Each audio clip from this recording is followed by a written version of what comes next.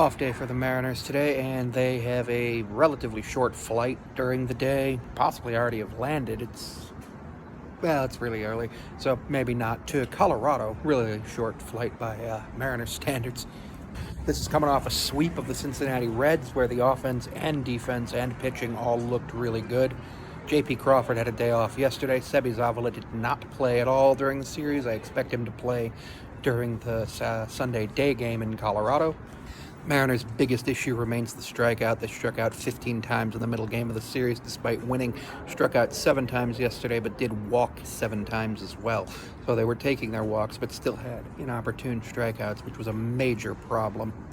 Emerson Hancock gets the start before moving over to Luis Castillo and George Kirby for the starts in the second and third game, then a day off on Monday before moving over to Texas to take on the Rangers in our first divisional matchup of the season. So that's pretty exciting. But we've got to work on the strikeout, and we've got to get our batters to bat above 200, or at least to 225. And I expect being in Coors Field, that should help. We're also probably going to be hitting a lot of home runs, maybe even a bunch of triples. Should really improve the slug percentage as long as the batters can get on base and avoid the strikeout.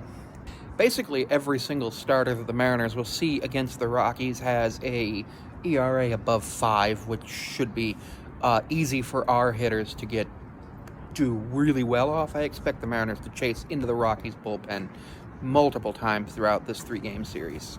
Clase has done incredibly well in his limited sample size, so I expect him to potentially do worse overall over the next couple of weeks as he's filling in for Dom Canzone as the league adjusts to him and he adjusts to the league, but he's doing well, and I do expect him to potentially be either somebody who stays up, depending on what happens with Zavala and Garver, who hit her first Mariner home run yesterday.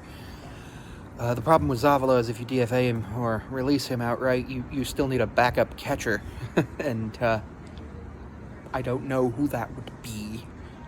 It's definitely not going to be Harry Ford. I have high hopes after what happened in the Red Series that the Mariners will have a good season and potentially make the playoffs, as no team in the AL West was 500 entering yesterday.